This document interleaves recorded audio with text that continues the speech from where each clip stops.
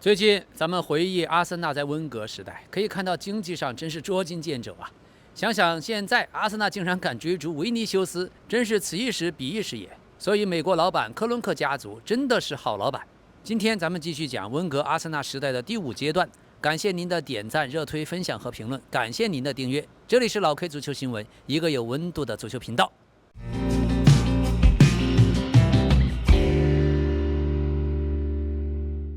接下來我們講到溫格執教阿森納整個6個階段的第5部分，2011年到2014年這一段也是他執教阿森納期間最具戲劇性也最考驗戰術韌性的過渡期。當時在青春計劃因為沒有冠軍而且持續的失血宣告破產以後，阿森納面臨着隊長連年流失、軍心渙散、生存危機。然而溫格憑一己之力在非常殘酷的英超保4爭奪戰屢創神蹟，不僅保住了球隊的歐冠資格和財務底線，還在2013年夏天隨着球場債務壓力的釋放，迎來了財政破局的轉折點。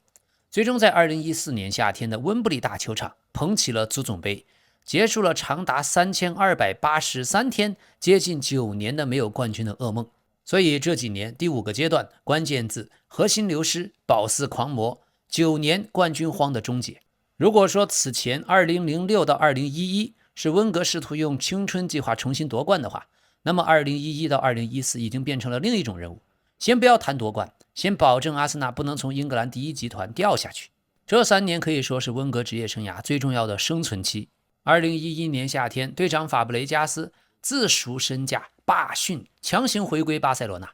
中場核心納斯里和主力左後衛克里希又轉投高薪的曼城，球隊中軸線在一夜之間坍塌。溫格耗時5年搭建的進攻體系被徹底拆解。當時他們雖然遭受了聯賽杯決賽失利，而且賽季末崩盤，但理論上這套球隊仍然很有實力。只要能夠保留核心法布雷加斯、納斯里、范佩西、宋、威爾希爾、沃尔科特、萨尼亞、科斯切尔尼，溫格還可以繼續補強。但最讓阿森納球迷傷心的一幕開始了。當時作為阿森納年輕的隊長，法布雷加斯獨自承擔了帶隊贏球全部的責任，長期沒有辦法觸到冠軍，讓他感到心力交瘁。他曾經公開坦言，球隊中只有范佩西和納斯里等寥寥幾個人在精神和技術上能跟上他的節奏。有部分隊友在輸球後依然嬉笑玩樂，這種態度讓他萌生去意。而且他要走並不是第一次提出，早在2008年到2010年，巴塞羅那已經多次通過公開場合的言論展開對法布雷加斯的心理攻勢，甚至在世界杯夺冠遊行強行為法布雷加斯套上巴塞羅那的球衣。當時間到了2011年夏天，為了迫使阿森納放人，法布雷加斯竟然拒絕參加球隊的季前集訓，長期不歸隊，和俱樂部和過去恩師溫格的關係陷入冰點。當時巴薩最初開出的轉會費遠遠低於阿森納的心理預期，這完全是一種羞辱性的報價，讓談判徹底陷入僵局。最終的結果，法布雷加斯為了促成轉會，他選擇放棄了自己的忠誠獎金，還自掏腰包補貼轉會費的差額。2011年8月，阿森納官方宣布和巴塞羅那達成協議，法布雷加斯以3400萬到4000萬歐元的低價重返諾坎普。但是逃離成功以後，法布雷加斯也既幸福又煩惱。雖然圓了自己的冠軍夢，但始終沒有拿到在巴塞羅那核心的位置。巨星雲集之下，瓜迪奧拉不可能為他改變體系。而他身上的拉瑪西亞風格也在多年的英超歷練中不再純粹，他只能選擇改變自己的踢法，甚至許多時候要甘當陪襯。當時巴薩的中場哈維、伊涅斯塔、布斯克茨傳控體系穩如泰山，就像皮克後來說過，法布雷加斯希望擁有更多的自由，就像他曾經在阿森納那樣。當我們巴薩必須根據自己所在的地方來決定自己的踢法。於是在種種不適應中，法布雷加斯的巴薩生涯也走到終點。2014年6月，他正式以2700萬英鎊的轉會費重返英超，但加盟的球隊卻是切爾西。他後來也坦言，當年加盟巴薩雖然和溫格鬧出許多不愉快，但兩人在冷靜下來後還保持了一定的聯繫。當法布雷加斯決定重返英超的時候，首選目標是回到阿森納。他說，從理論上講，我加盟切爾西這種事情是不可能發生的。當時我告訴經紀人，我想重回英超，首選就是阿森納，因為在我心裡、眼裡和腦海裡想的都是阿森納。而槍手確實也有很大幾率簽回法布雷加斯。當時加盟巴薩，他和巴薩的合同中有一條關於阿森納的回購條款。於是阿森納手裡握有法布雷加斯轉會的優先談判權，如果他們願意，或許真能贏回這位曾經的天才隊長。可惜傷透了的心是無法挽回的，阿森納沒有打開大門。小法說，一切最終沒有成型，阿森納擁有這個選項，但是他們並不打算簽下我。我和溫格談過這個事，但是他告訴我，在相同的位置上已經有人了，目前球隊並沒有我的位置。於是法布雷加斯的叛逃讓他和納斯里、范佩西、亞歷山大宋並稱為阿森納四君子。四個人當初因為各種方式背棄阿森納，用不同的方式傷害了阿森納球迷的心。當時曾經和本澤馬並稱為四小天鵝的納斯里，也在2011年8月為了更高的薪水轉投曼城，後來還在採訪中表示自己從來都不是阿森納球迷，當初加盟阿森納只是為了自己的前途，所以他被球迷調侃為納斯利，一己私利那個私利。而范佩西接過了法布雷加斯留下的隊長袖標，但沒過多久加盟了曼聯，死敵曼聯。當他被問到為何不和阿森納續約，范佩西直言自己轉會曼聯是因為曼聯有奪冠的雄心，而阿森納則沒有。也正因為此，他獲得了范雄心的稱號，雄心壯志的雄心。而亞歷山大宋作為效力槍手已經7年的功勳球員，他雖然年薪100萬，但常常需要接濟各種親戚，也是為了錢，為了養家糊口，他前往了薪資更豐厚、舞台也更高的巴塞羅那。他被球迷們戲稱為宋公明，功名利祿的功名。而法布雷加斯在退役以後，對當年的無情也有了一絲後悔。他在採訪中說，我確實抓住了機會，但這個轉會比我想的發生的要早了一些。現在想想，我認為也許自己應該在阿森納繼續效力2年，再做決定。2021年11月，溫格的紀錄片《不敗之師》舉行了首映禮，過去多名弟子參加了活動，這其中法布雷加斯的出現引起了熱議。他和恩師溫格相擁敘舊，可謂相逢一笑泯恩仇。他現在已經多次公開為阿森納加油鼓氣。他說，當我成為一名主教練，正如我所說，英超聯賽一直是我的聯賽，這是我踢出最好足球的時光，是我最好的歲月，是人們尊敬我的地方。我在英格蘭感受到被愛，因此我將來很想回到英超執教，我100%想成為一名英超主教練。也許未来阿森納的大門將不再對他關閉，至少從主教練的職位上。好，納斯里那年夏天，他以2400萬英鎊轉投曼城。當時他和阿森納的合同只剩1年，雙方在續約談判中沒有能夠達成一致。此前1個賽季，他打出了職業生涯巔峰表現，入選 PFA 年度最佳陣容。他的出走也讓阿森納中場創造力大幅度流失。於是2011年8月28日，曼聯8-2狂勝阿森納，這是溫格整個阿森納生涯的最低谷。賽季剛開始，陣容已經非常殘缺，不僅法布雷加斯和納斯里離開，球隊還受到傷病停賽的影響。於是魯尼、帽子戲法、阿什利楊進了2個，維爾貝克、納尼和朴智星都有進球。這場比賽的象徵意義非常強。僅僅7年前，阿森納是49場不敗的冠軍，5年前他們剛剛進入歐冠決賽。可現在在老特拉福德被曼聯打進8個球，球迷們開始第一次真正擔心阿森納會不會連前4都保不住。但是這場恥辱性的失利也有好處，他逼迫一向謹慎的主教練溫格在轉會窗關閉前最後48小時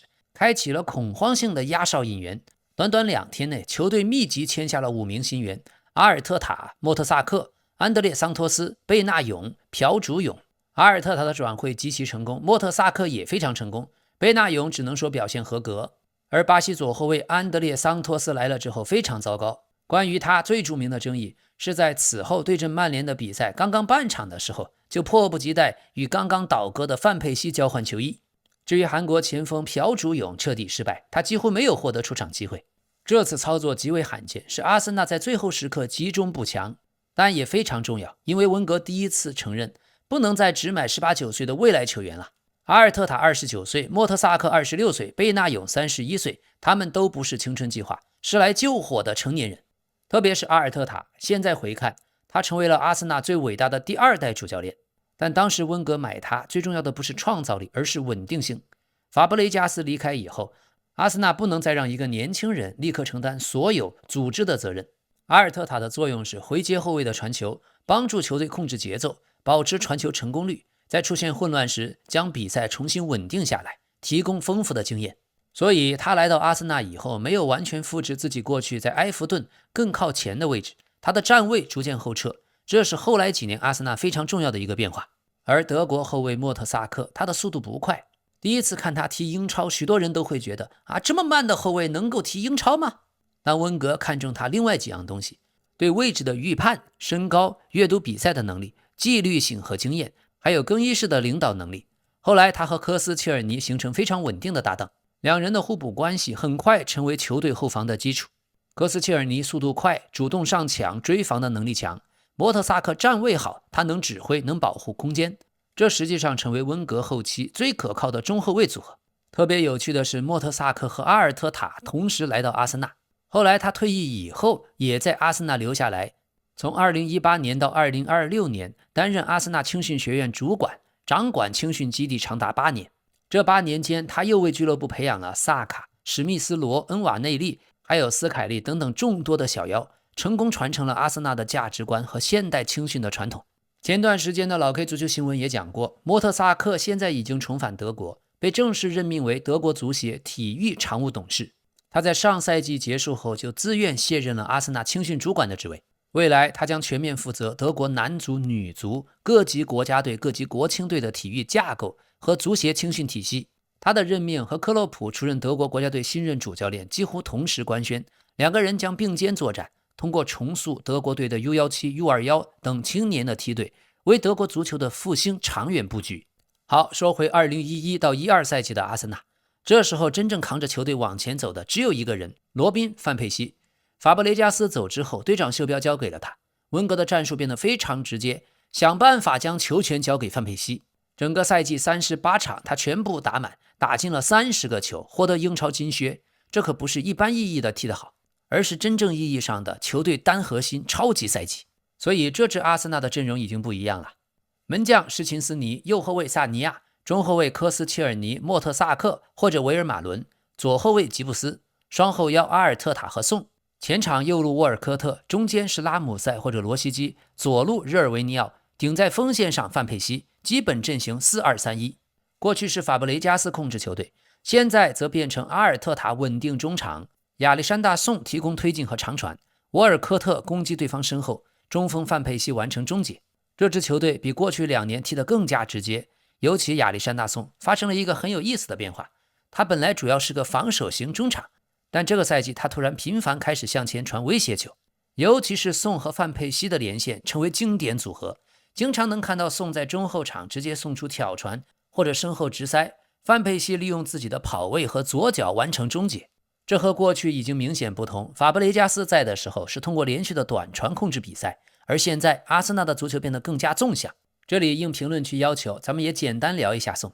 他從05年加盟阿森納，經歷了早期的成長和外租以後，逐漸成為溫格手下絕對主力。2011到12賽季，單賽季送出11次助攻，達到個人巔峰。2012年轉會加盟巴塞羅那，隨隊贏得西甲冠軍，但也沒有能完全融入主力的體系。後來流轉在西漢姆聯、俄羅斯的卡山魯賓隊、瑞士的西勇隊。但關於他出生在一個非常龐大的卡麥隆大家庭，有10個兄弟、17個姐妹，總共28個兄弟姐妹。他們聚在一起，甚至能湊齊好幾支足球隊。而且由於家族龐大、親戚眾多，整個大家族體系多達400多人。宋作為家裡最有錢的球星，一個人要承擔供養整個家族400口人的重任。後來他曾經公開自曝，在阿森納效力的時候，由於不善於理財，7年裡甚至連10萬英鎊都存不下來。當巴塞羅那開出高薪的合同，他毫不猶豫，為了經濟的原因選擇轉會。他直言，是去了巴塞羅那才讓我真正變成了百萬富翁。哈哈，後來在巴薩奪得西甲冠軍的頒獎典禮上，普約爾原本想把隊長袖標和獎杯交給球隊名宿剛剛接受了肝臟移植手術的後衛阿比達爾。他經歷了長期鬥爭，奇蹟般的重返了賽場。結果咱們宋很不識趣，誤以為是在叫自己，興沖沖地跑過去接過了獎杯，場面一度非常尷尬，而且非常搞笑，也成為了大家愛調侃的名場面。目前宋退役以後的生活過得非常滋潤，非常有錢。他為了錢轉會巴塞羅那的決定，再加上退役前後精準的投資，讓他現在成為了家鄉卡麥隆不折不扣的地產大亨。他後來將在豪門賺到的高額薪水全部轉化為固定資產，在卡麥隆首都許多黃金地段擁有多棟豪華公寓樓。甚至其中一棟樓14套公寓，每個月就能給他帶來3.15萬美元的租金收入，而且還成立了自己的建築公司，還在家鄉創作了一所高端的加拿大國際學校和學院，涵蓋從幼兒園到高中全年齡段的教育。所以他現在底氣十足地跟記者說，我的工作非常努力，現在我什麼都不缺，房地產對球員退役以後是極好的生意。而他同時也非常慶幸自己及時的清醒，在巴薩拿到了500萬歐元的年薪，再加上投資，才讓妻子和孩子們在退役後能過上很舒適的生活。另外，他的叔叔也是自己的養父，是喀麥隆傳奇球星里格貝特宋。里格貝特宋在卸任喀麥隆國家隊主教練後，被任命為了中非共和國国家隊的主教練，而里克貝特宋的兒子布萊恩宋簽約了法甲的梅斯俱樂部。所以宋這個家族的足球血統也傳到了下一代。好，咱們回到2011年10月，在客場斯坦福橋，切爾西對陣阿森納，切爾西一度取得領先，但比賽非常混亂，最終切爾西3-5輸給阿森納，范佩西一個人帽子戲法，這也是他巔峰期最經典的個人表演之一。這場比賽讓人們第一次意識到，阿森納可能已經不是冠軍球隊，但依然擁有能擊敗任何強隊的攻擊能力。而這時候，整個階段最浪漫的故事發生了。2012年1月，由於美職聯處在休賽期，迪埃里·亨利從紐約紅牛隊短期租借回到阿森納。他當時已經34歲，酋長球場外甚至已經豎起了他的雕像。理論上，這應該只是一次象徵性的回歸。但在2012年1月，足總盃對利茲聯隊，亨利替補登場。接到球，從自己最熟悉的左側進入禁區，右腳推射，遠角得手，1-0，阿森納晉級。這次回歸也成為酋長球場歷史最經典的時刻之一，非常暖心的畫面。新的球隊已經完全不同，但舊時代最偉大的人物突然回來，再幫助溫格又贏了一次比賽。到了2012年2月，歐冠16強賽 ，AC 米蘭對阿森納，第一回合，米蘭在主場4-0狂勝，阿森納幾乎已經確定出局。與此同時，他們的聯賽前4也非常危險。這時候，死敵托特納姆熱刺來了，北倫敦德比，酋長球場。熱刺隊客場很快取得2-0領先。如果阿森納再輸，熱刺和阿森納之間的差距將進一步擴大。當時許多球迷都認為，溫格連續參加歐冠的記錄可能要結束了。沒想到阿森納突然爆發，薩尼亞、范佩西、羅西基、沃爾科特2個球，最終阿森納5-2狂勝。這場大勝是北倫敦德比歷史上最偉大的逆轉之一，而且他實際上救了整個賽季。賽季剛開始2-8狂輸給曼聯，中期又經歷了各種低谷，現在2-0落後熱刺，還能連進5個球，球隊的精神狀態發生巨大的變化。此後他們開始連續取勝，並最終反超熱刺。歐冠第2回合對 AC 米蘭，阿森納甚至上半場就打成了3-0，距離完成4-0的大逆轉只差1個球，但最終沒有完成奇蹟。可這場比賽也進一步強化了球隊後半程的信心。最後一天，阿森納居然拿到了聯賽第3名，而且只比熱刺多1分。范佩西以30個進球拿到英超金靴，是球隊完成這次反彈最重要的人物。而從溫格的角度看，這又是非常重要的一次成功，因為他證明了，即使最核心的一代球員突然離開，阿森納仍然沒有掉出歐冠區，真正的爭四狂魔啊！可時間來到2012年夏天，噩夢又重演了一遍。溫格好不容易才把球隊救回來，緊接着范佩西要走，而且不是去巴塞羅那，不是去皇馬，去他們的死敵曼聯。當時曼聯簽下的可是一個剛剛為阿森納打進30個英超進球的超級射手。對阿森納球迷來說，這種痛甚至比法布雷加斯回巴薩更加痛不欲生，因為法布雷加斯至少是回到自己少年時代的俱樂部，范佩西則直接加盟了過去最大的國內競爭對手。更糟糕的是2012年8月，亞歷山大宋以1900萬歐元加盟巴塞羅那。於是連續2個夏天，溫格先失去了法布雷加斯、納斯里和克里希，然後失去了范佩西和宋。10幾個月內，青春計劃最重要的幾名核心幾乎全部消失。這也是為什麼這個階段不能簡單稱為溫格爭四，更準確地說，溫格一直在止血，可他的大動脈卻一直被割開。但是2012年的補強方式開始發生變化，這一次溫格沒有再把所有的責任交給一個少年，他引進了3名已經擁有大量職業比賽經驗的攻擊手，波多爾斯基德國國腳，吉魯剛剛幫助法甲蒙彼利埃隊贏得法甲冠軍，卡索拉也已經是成熟的西班牙國腳，這三個人跟過去典型的溫格刮19歲的彩票已經明顯不同。這說明經歷了2011年的衝擊以後，溫格開始越來越重視成熟度，而卡索拉更是直接成為新體系最重要的人。如果說上個賽季阿森納就等於范佩西，那麼新賽季最關鍵的戰術變化就是不再允許球隊只依賴一個人了。卡索拉成為最主要的創造者，他的左腳右腳都能踢球，擅長盘帶轉身，擅長最後一腳傳球，擅長遠射，同時能踢左路也能踢10號位。於是阿森納重新獲得了一個進攻核心，但他已經不是過去法布雷加斯那種控制整個中场節奏的核心，卡索拉更像是前場自由的組織者。還有大吉魯的到來徹底改變了中鋒的類型。亨利是什麼？是速度。范佩西是什麼？是主動回撤加技術加射門。大吉魯則完全不同，他是真正的支点中鋒，他需要背身，需要争頂，需要做球，要頂住對方中後衛，等待邊路球員的插上。於是溫格的4-2-3-1開始变得越來越明確，後防線上左邊吉布斯，右邊薩尼亞，中間科斯切爾尼和莫特薩克，雙後腰阿爾特塔和威爾希尔或者拉姆塞，前面三位从左到右是波多爾斯基、卡索拉、沃尔科特，頂在最前面是大吉魯。這已經不是2007年那種全部人都想要短傳進禁區的青春派阿森納，球隊開始重新擁有了高點、支點、第二點，還有在禁區內的站位。這個賽季最成功的地方是進球終於被分攤了，新援卡索拉、波多爾斯基和大吉魯都在英超達到2位數進球，阿森納不再需要范佩西一個人完成30個進球了。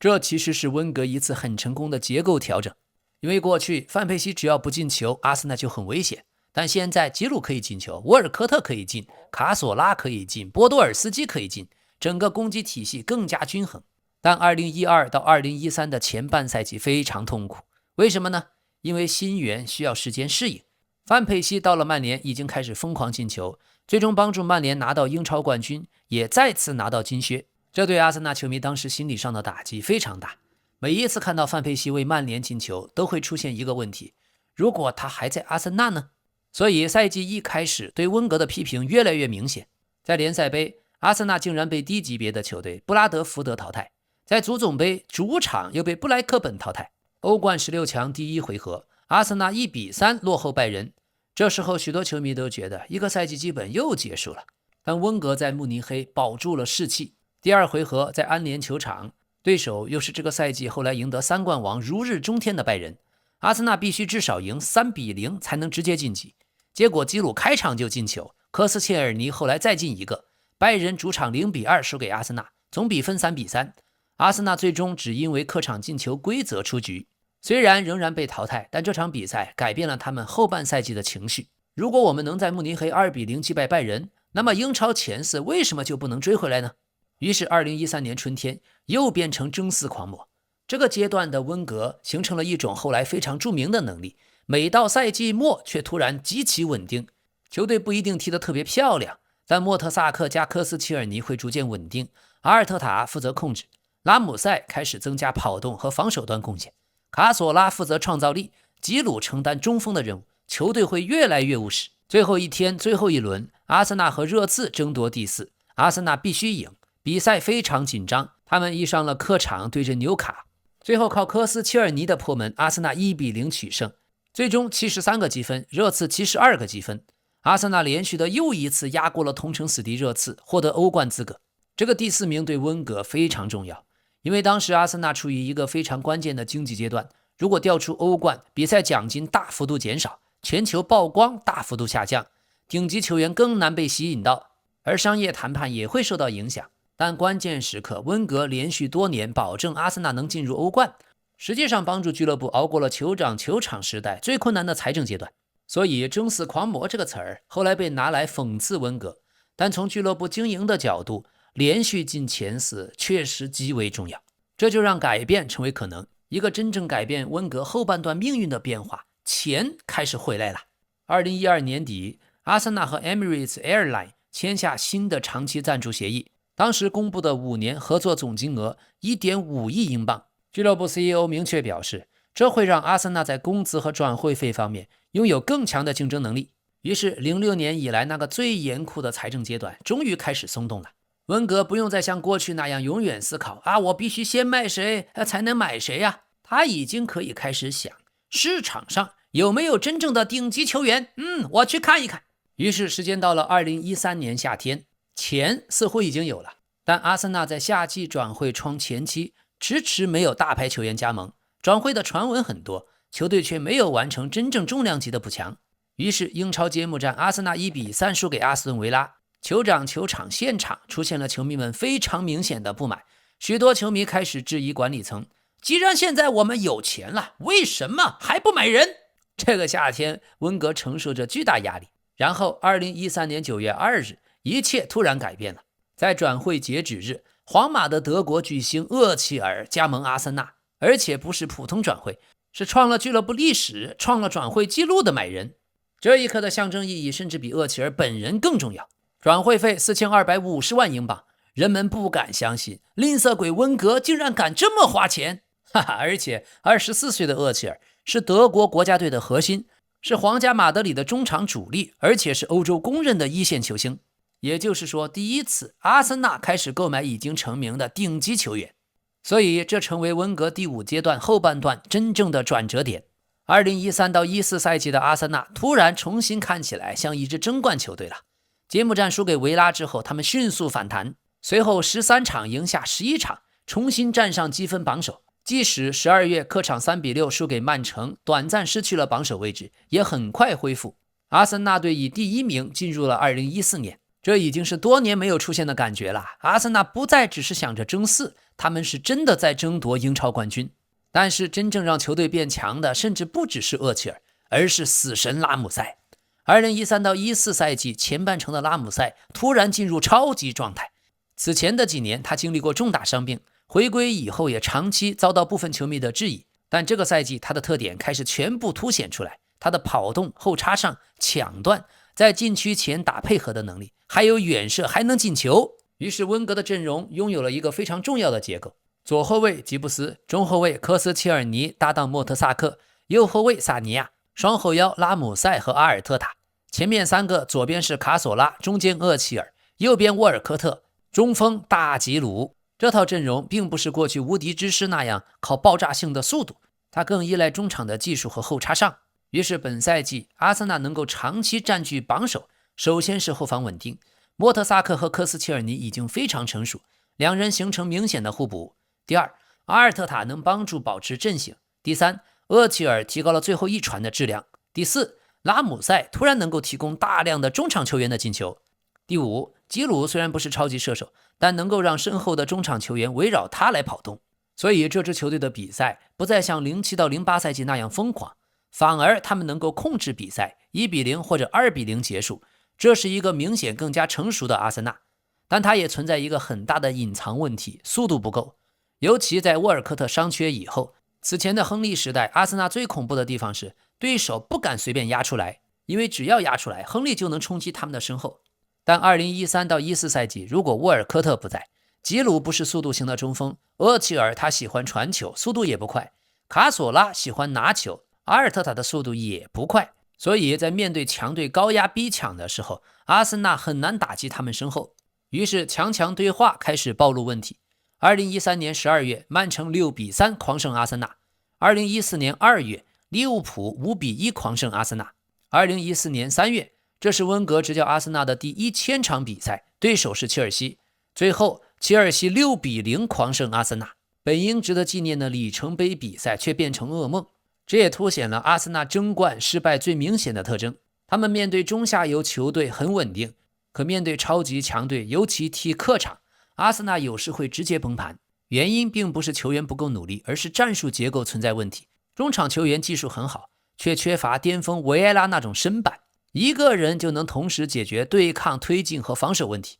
而阿森納的後防線速度也不是頂級的，所以當對方高位壓迫、搶斷後快速反擊、快速射門的時候，阿森納中場一旦被突破，後場會直接暴露出來。這也是利物浦、曼城和切爾西最擅長攻擊的方式。另外還有傷病，同樣改變了爭冠的走勢。拉姆塞在賽季中段長期缺席，沃爾科特遭遇長期伤停，這意味着溫格同時失去了最重要的中場後插上的得分手，又失去了最主要的進攻縱深速度的來源。於是厄齊爾身邊缺少最適合接他身後球的人，吉魯的任務也很重，整個進攻體系速度明顯下降。阿森納逐漸從在第一名爭冠變成只能保住第4，最終賽季取得79分，這是阿森納當時英超時代第3高的賽季積分，但仍然只排在第4。這非常能夠說明當時的矛盾。79個積分已經不低了，但爭冠對手已經把標準提高了。這個賽季歐冠16強，對手又遇到了衛冕冠軍拜仁。第一回合主場，阿森納其實開局不錯，但比賽出現重大轉折，門將什琴斯尼被罰下，阿森納10人作戰，最終0-2輸給拜仁。第二回合1-1，總比分拜仁3-1晉級，這也是他們連續第2年在歐冠16強淘汰阿森納。這也說明阿森納雖然恢復了在英格蘭國內的競爭力，但距離歐洲真正最強的球隊仍然有差距。於是整個賽季最終只剩一條可以真正奪冠的道路——足總杯。這次阿森納的晉級路線也不輕鬆啊，他們先後面對熱刺、利物浦、埃弗頓、衛冕冠軍維港隊，最後是赫尔城。在半決賽差點又一次發生災難，對手是維岡，他們此前剛剛贏得2013年足總杯，比賽非常艱難，阿森納一度落後，莫特薩克扳平後120分鐘1-1進入點球大戰，門將法比安斯基神勇撲出了維岡前2個點球，阿森納最終通過點球4-2晉級。這一場球非常重要，因為如果阿森納連半決賽又輸掉，那麼9年沒有冠軍的壓力隨時可能徹底爆炸。2014年5月17日，最後一關在溫布利足總杯決賽，阿森納對陣赫爾城。在絕大多數人看來，阿森納是明顯的熱門，只要再贏一場比賽就能結束9年沒有冠軍的日子。沒想到比賽剛開始，第4分鐘赫爾城進球，第8分鐘再進一個，阿森納已經0-2落後，甚至很快差點變成0-3，是靠吉布斯完成門線解圍才阻止了崩盤。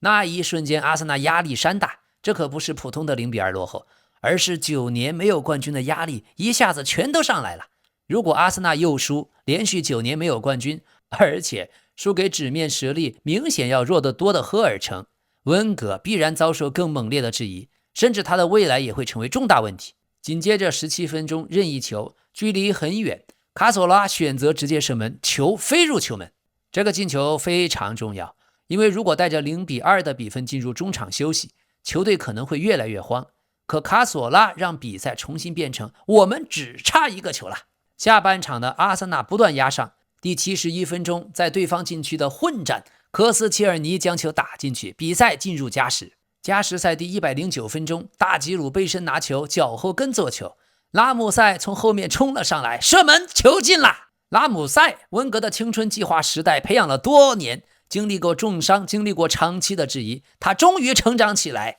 帶領着阿森納結束了長達9年沒有冠軍的日子。接近9年啊，溫格終於可以重新舉起冠軍獎杯，它的意義遠遠大於一座普通的足總杯。它終結的不僅是常年的等待，還終結了從2005年以來一直圍繞溫格的一個問題：漂亮足球、美麗足球到底還能不能贏得冠軍？06年歐冠亞軍，07年聯賽杯亞軍，08年英超只差4分，2011的聯賽杯決賽輸給伯明翰，此後不斷的第4、第3、第4、第4，終於2014年拿到一個足總杯了。以前許多球員從來沒有在阿森納贏得過重要冠軍，可現在拉姆塞知道怎麼贏決賽，科斯切爾尼也知道，卡索拉知道，莫特薩克知道，大吉魯知道，厄齐爾知道，阿爾特塔知道。這對下一個階段非常重要，因為2014年之後阿森納會繼續贏得足總杯，球隊終於重新建立起贏得決賽的經驗。這一批新的球員未必擁有過去像亨利、像維埃拉那種超級明星的地位，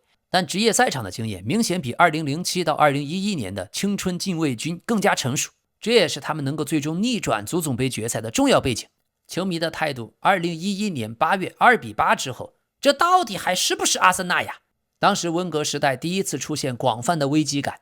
2012年5月拿到第3，這一年我們能救回來也已經不錯了。是范佩西的表現讓溫格暫時重新獲得認可。可緊接着夏天，范佩西加盟曼聯，為什麼我們的隊長總是去競爭對手那裡呢？球迷的不滿開始從球員的表現轉向質疑俱樂部整體的野心。2013年又一次第4名，許多球迷已經疲勞，每年我們都是第4，然後又是歐冠16強。但9月份厄齊爾加盟，氣氛突然改變。等等，我們阿森納終於真的開始花大錢了嗎？這是酋長球場時代第一次真正有大牌轉會的興奮感。可是2014年春天爭冠失敗，1-5、0-6的大敗以後，對溫格的質疑重新達到高點。尤其0-6正好發生在溫格的第1000場比賽，這個象徵非常殘酷，極為諷刺。但終於2014年5月17日，最終的情緒變成如釋重負，甚至比狂喜更重要。溫格終於回答了那個困擾他9年的問題：是的，我們阿森納還能贏冠軍。所以第4階段這3年其實是理解溫格最容易被低估的一段。因為如果只看冠軍，前2年什麼都沒有。但如果看球隊所處的環境，2011年幾乎是一場陣容上的災難，連續2年失去法布雷加斯、納斯里、科里西、范佩西還有宋，其中4個人幾乎是當時球隊最核心的球员。正常情況下，任何一支球隊經歷這種程度的核心球員流失，很可能直接掉出歐冠區，然後進入長期衰退。溫格卻連續保住了歐冠資格，這是他的功勞。